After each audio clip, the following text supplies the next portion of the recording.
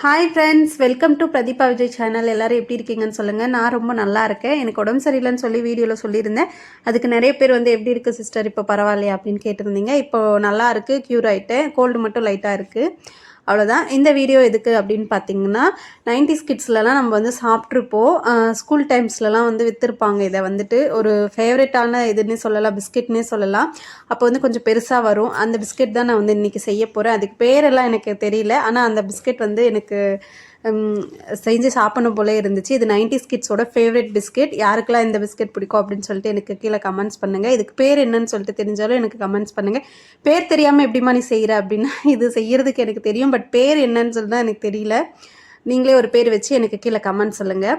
இப்போ வாங்க எப்படி செய்யலான்னு சொல்லிட்டு பார்க்கலாம். இந்த பிஸ்கெட்டை வந்து செய்கிறதுக்கு நான் வந்து ஒரு 2 கப் மைதா, சின்ன கப்பில் 2 கப் அளவுக்கு மைதா வந்து எடுத்திருக்கேன்.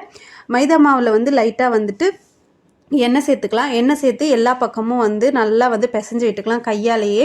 ஏன்னா எண்ணெய் வந்து எல்லா மாவுலேயும் வந்து அப்சார்ப் ஆகணும். அந்தளவுக்கு நம்ம வந்து நல்லா வந்து டைட்டாக வந்து கையை வச்சு நம்ம பிசைஞ்சு விட்டுக்கலாம். எண்ணெய் பத்தலைன்னா இன்னும் கொஞ்சம் எண்ணெய் கூட நம்ம சேர்த்து பிசைஞ்சு விட்டுக்கலாம். எண்ணெய் வந்து எல்லா மாவுலேயும் இருக்கிற மாதிரி வந்து பிசைஞ்சிக்கணும். ஏன்னா அப்போ தான் அது வந்துட்டு கொஞ்சம் சாஃப்ட்னஸ் கொடுக்கும் அந்த பிஸ்கட்க்கு. இப்போ வந்துட்டு எண்ணெய் எனக்கு கொஞ்சம் பத்தலை, அதனால இன்னும் கொஞ்சம் எண்ணெய் சேர்த்து நான் வந்து பிசைஞ்சிக்கிறேன். எண்ணெய் வந்து சேர்த்து பிசைஞ்சதுக்கப்புறம் பார்த்திங்கன்னா, தண்ணி சேர்த்து நம்ம கொஞ்சம் கொஞ்சமாக நம்ம கோதுமை மாவு பிசைவோம் இல்லையா, அந்த அளவுக்கு வந்துட்டு நம்ம பிசையணும். சப்பாத்திக்காக மாவு பிசைவோம் இல்லையா, அந்த மாதிரி நம்ம வந்து கொஞ்சம் கொஞ்சமாக தண்ணி சேர்த்து நம்ம வந்து இந்த மாவை வந்து பிசையணும். அப்படியே நான் காட்டுறேன், அப்படியே பாருங்கள்.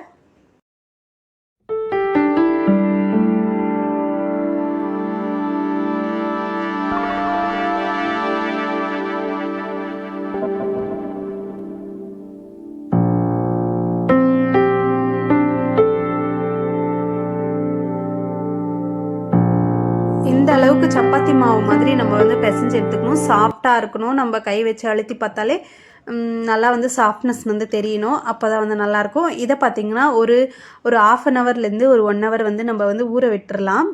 ஒரு மூடி போட்டு டைட்டாக ஒரு மூடி போட்டு நம்ம ஊற வச்சிடலாம். ஊற வச்சுட்டு அதுக்கப்புறம் பார்க்கலாம்.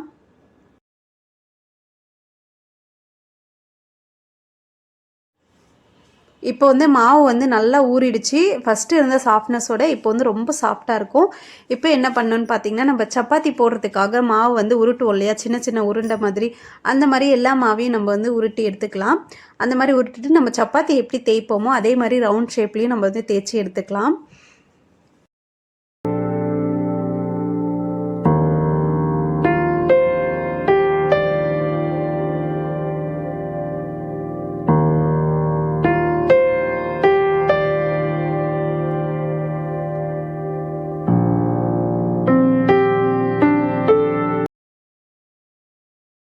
மாவு வந்து தேய்க்கிறதுக்கு முன்னாடி நம்ம ஒரு வானலில் வந்து தேவையான அளவு, பொரிக்க தேவையான அளவு எண்ணெய் ஊற்றி நம்ம அதை வந்து ஸ்லோவாக வச்சு, லோ ஃப்ளேமில் வச்சு அதை வந்து ஒரு பக்கம் காயட்டும். அது வரைக்கும் நம்ம வந்து எல்லா மாவையும் உருண்டை பிடிச்சி வச்சுருக்க எல்லா மாவையும் நம்ம வந்து சப்பாத்திக்கு போடுவோம் இல்லையா, அதே மாதிரி வந்து தேய்ச்சிட்டு வந்துடலாம்.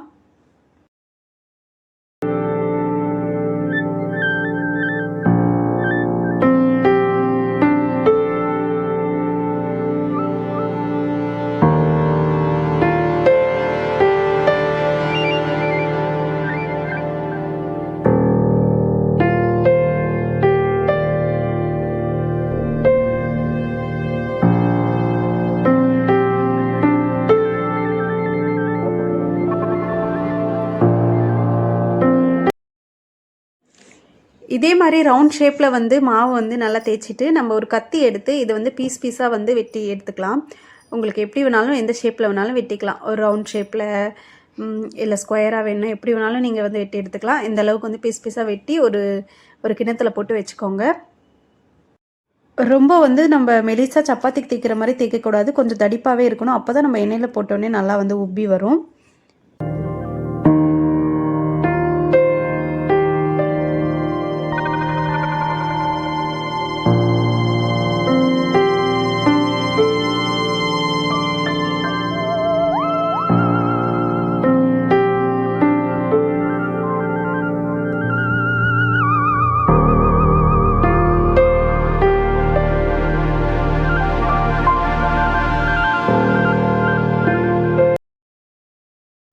இதே போல் எல்லா உருண்டையுமே வந்து தேய்ச்சி இந்த மாதிரி வந்து பீஸ் பீஸாக எடுத்து வச்சுக்கலாம்.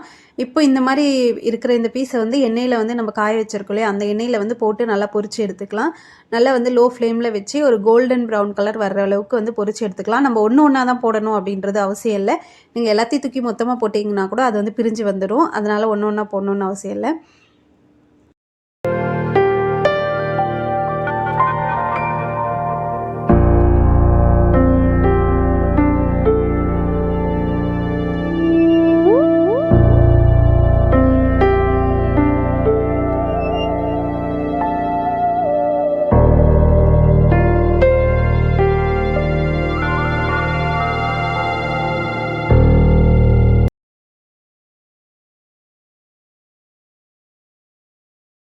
இது வந்து ஒரு பக்கம் வந்து வெந்துட்டுருக்கட்டும். நம்ம வந்து இது வந்து ஸ்லோவாக வச்சிடலாம். இது வந்து தீஞ்சிலாம் ஒன்றும் போகாது. நம்ம லோ ஃப்ளேமில் வச்சு பண்ணும்போது இது பாட்டு வெந்துட்டுருக்கும். பக்கத்தில் பார்த்தீங்கன்னா இன்னொரு அடுப்பில் வந்து ஒரு வானல் வச்சு கொஞ்சமாக வந்து சர்க்கரை, தேவையான அளவு ஸ்வீட்டுக்கு நீங்கள் 2 கப் எடுத்துருக்கீங்க அப்படின்னா 1 கப் சர்க்கரை, இல்லை உங்களுக்கு அதிகமாக ஸ்வீட் வேணும் அப்படின்னா அதிகமாக ஸ்வீட் வந்து உங்களுக்கு எவ்வளோ தேவையோ அவ்வளோ சர்க்கரை, அதுக்கப்புறம் கொஞ்சமாக தண்ணி ஊற்றி நல்லா வந்து கிண்டிகிட்டே இருக்கலாம். இந்த பாகு பதம்னு சொல்லுவாங்க இல்லையா, கம்பி பதம், கையில் வந்து எடுத்து ஒட்டணும். இப்படி ஒட்டினோம்னா கம்பி வந்து வரும் இல்லையா, அந்த மாதிரி கம்பி பதம் வர வரைக்கும் நம்ம வந்து சர்க்கரையை வந்து பாகு பண்ணி எடுத்துக்கலாம்.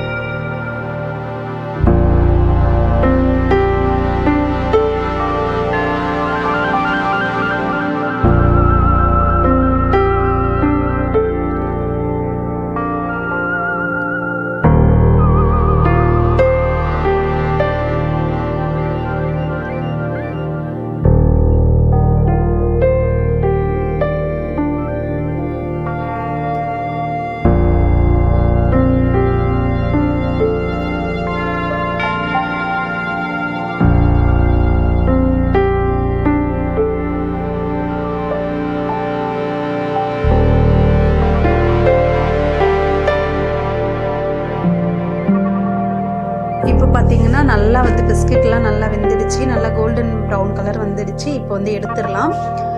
அவ்வளோதான்.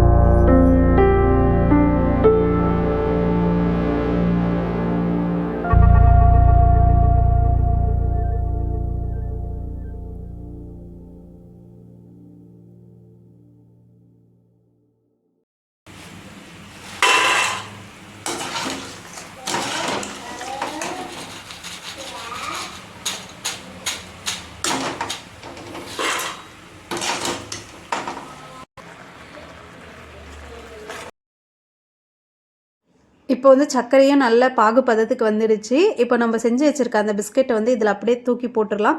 போட்டு வந்து கொஞ்சம் நேரம் கைவிடாமல் கிண்டிகிட்டே இருக்கலாம். லோ ஃப்ளேம்லேயே வந்து அடுப்பு இருக்கட்டும். ஒரு 5 செகண்ட் லோ ஃப்ளேமில் வச்சுட்டு அதுக்கப்புறம் நம்ம வந்து ஆஃப் பண்ணிக்கலாம். கைவிடாமல் கிண்டிகிட்டே இருக்கணும்.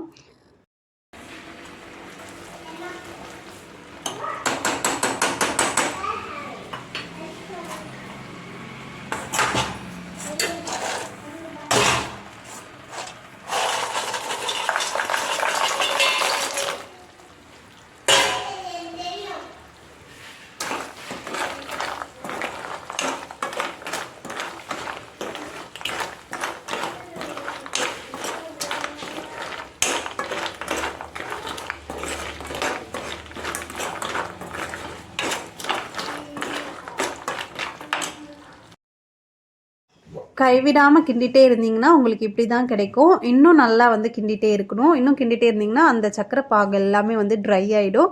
ட்ரை ஆகிட்டு அந்த பிஸ்கெட் மேலே வந்து அந்த சர்க்கரையெல்லாம் ஒட்டிக்கும். ரொம்ப டேஸ்ட்டாக இருக்கும். ஒரு ஏர்டைட் கண்டெய்னர் பாக்ஸில் ஸ்டோர் பண்ணி வச்சுட்டிங்க அப்படின்னா ஒரு 15 நாள்லேருந்து 20 நாள் வரைக்கும் கெட்டு போகாது, எதுவுமே ஆகாது. குழந்தைங்களுக்கும் அப்பப்போ எடுத்து கொடுக்கலாம். நம்மளும் கிச்சனுக்கு போகும்போதெல்லாம் எடுத்து வாயில் போட்டுக்கலாம். ரொம்பவே டேஸ்ட்டாக இருக்கும். ட்ரை பண்ணி பாருங்கள். 90s கிட்ஸோட ஃபேவரட் அப்படின்னு சொல்லலாம். நாங்கள்லாம் வந்து சின்ன வயசில் ஸ்கூலுக்கு போகும்போது பார்த்திங்கன்னா இது நாங்கள் வாங்கி சாப்பிட்ருக்கோம். எனக்கு நல்ல ஞாபகம் இருக்குது. நீங்களும் ட்ரை பண்ணி பாருங்கள். உங்கள் குழந்தைங்களுக்கும் செஞ்சு கொடுங்க.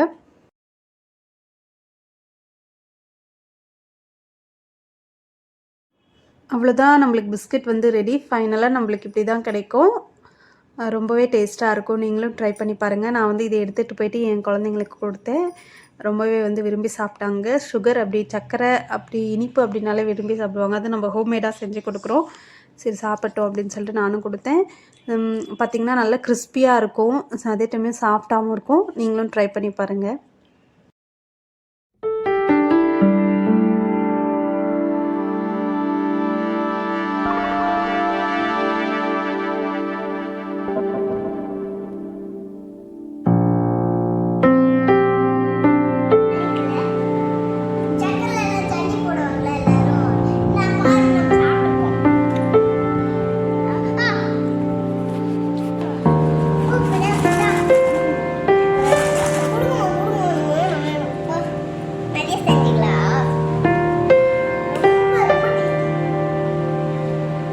சூடா?